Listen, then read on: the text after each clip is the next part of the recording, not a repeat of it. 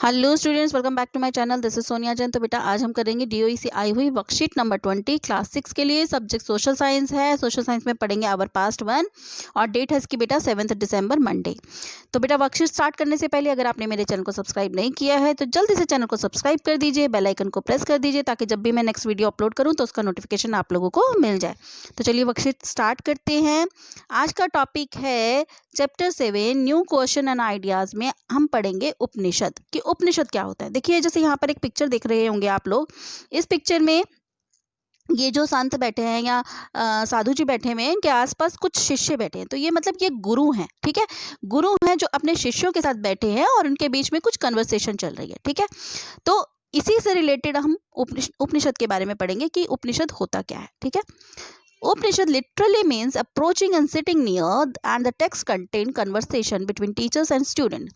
उपनिषद का literally means क्या होता है कि एक जगह बैठना, ठीक है। कहाँ बैठना मतलब गुरु के साथ शिष्यों का बैठना और उनकी आपस की बातचीत, ठीक है। टीचर एंड स्टूडेंट्स के आपस की बातचीत, ठीक है। तो वो जो होता है उसको हम कहते हैं उपनिषद, ठीक है। उसको वो कहते हैं Upanishad. Often ideas were presented through simple dialogues. और जो ये जो आइडियाज है मतलब किसी भी चीज़ के बारे में कुछ समझाना चाहते हैं, अगर हम उसमें उपनिषद में बताया है वो सब डायलॉग्स के थ्रू बताया है कि जैसे टीचर और स्टूडेंट में क्या बात हुई है, ठीक है। जैसे अब हम आजकल स्कूल में पढ़ते हैं, ठीक है। स्कूल में तो क्लासरूम है, स्टूडेंट और टीचर डेस्क वगैरह पे बैठते। पहले ऐसा कुछ नहीं होता था। टीचर और स्टूडेंट एक साधु के आश्रम में जाते थे, गुरु जी के आश्रम में जाते थे, वहीं पर बैठ के पढ़ते थे। तो इस तरीके से जो उनके बीच की कन्वर्सेशन थी उनको डायलॉग्स के रूप में लिख दिया गया है उपनिषद बुक में, ठीक है। तो चलिए आगे देखते हैं। Around the time that the Buddha was preaching and perhaps a little earlier other thinkers also tried to find answer to a difficult question. ये तब की बात है जब बुद्धा थे, ठीक है। महावीर बुद्ध थे तब की बात है, जब बल्कि उससे भी पहले की बात है, मतलब जब उन्होंने अपने उपदेश देने शुरू किए उससे भी पहले की बात है कि जो कुछ थिंकर्स थे, थिंकर्स मतलब विचारक होते हैं, ठीक है। जो विचारक थे, जो सोचते हैं, ठीक है, वो कोशिश कर रहे थे कुछ सवालों के जवाब ढूंढने की। किस तरीके के सवाल? वो सवाल थे उनके कि लाइफ आफ्टर डेथ, कि डेथ के बाद की लाइफ मतलब मृत्यु के बाद की लाइफ कैसी है, ठीक है। Other wanted to know why sacrifice should be perform. और कुछ लोग ये जानना चाह रहे थे कि सेक्रीफाइस क्यों किया जाता है, ठीक है। सेक्रीफाइस हम करें क्यों? Many of these thinkers felt that there was something permanent. कुछ थिंकर्स का ये मानना था कि कुछ तो है जो इस यूनिवर्स में जो परमानेंट है, that would last even after death, कि जो डेथ के बाद भी है, मतलब मृत्यु के बाद भी कुछ तो है जो है। They describe this as an atma और the individual soul are and the Brahman of और द यूनिवर्सल सोल। और उन्होंने उसे डिस्क्राइब किया, कैसे डिस्क्राइब किया? आत्मा के रूप में, या एक कोई इंडिविजुअल सोल के रूप में, या फिर ब्राह्मण और द यूनिवर्सल सोल के रूप में, ठीक है। एक सर्वव्यापक आत्मा, ठीक है।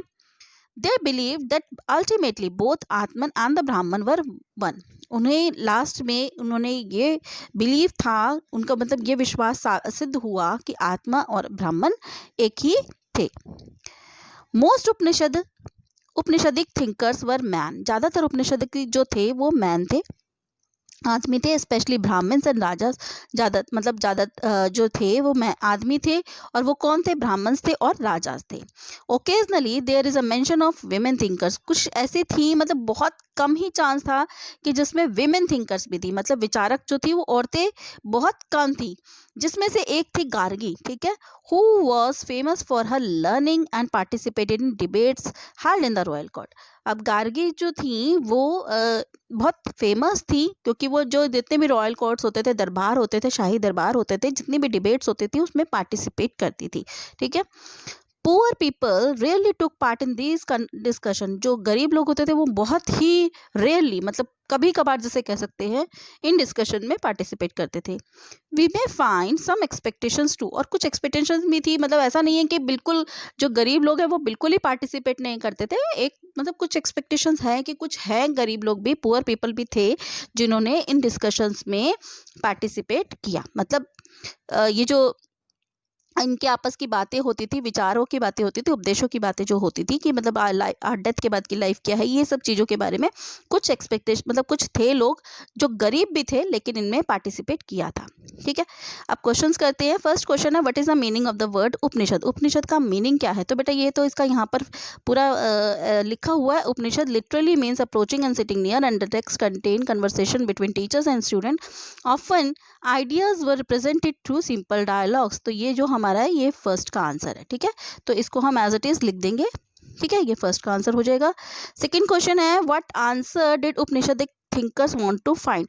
उपनिषदिक थिंकर्स जो थे वो किस सवाल का जवाब जानने की कोशिश कर रहे थे? ठीक है, तो हम इसका आंसर लिख देंगे, Upanishadic thinker want to find, यहाँ पे लिख देंगे, सॉरी, इसका आंसर लिख देंगे some Upanishadic thinker wanted to know about life after death, उसके बाद other wanted to know why sacrifices should be performed। ठीक है, ठीक है बेटा, यहाँ लिखेंगे सम। ठीक है, some Upanishadic thinker wanted to know, फिर यहाँ से wanted to know, यह दोबारा बता देती हूँ। पहले लिखेंगे सम उपनिषदिक थिंकर्स, फिर wanted to know about life after death, other wanted to know why sacrifices should be performed। तो ये हो जाएगा हमारा सेकंड का आंसर। ठीक है, थर्ड है, name one women thinker of that time. एक विमेन थिंकर का नाम बताना है उस टाइम की, तो उसका नाम होगा गार्गी। तो ये आंसर आ जाएगा गार्गी। ठीक है बेटा, इसका वन वर्ड आंसर आपको काफ़ी है, गार्गी लिख दीजिए। ठीक है, ओके, तो यहाँ पे बेटा हमारी वर्कशीट कंप्लीट होती है। सो अगर आपको मेरे वीडियोस अच्छे लगते हैं तो प्लीज़ उन्हें लाइक कीजिए, शेयर कीजिए, मेरे चैनल को सब्सक्राइब कीजिए। So stay tune for more videos, till then bye bye.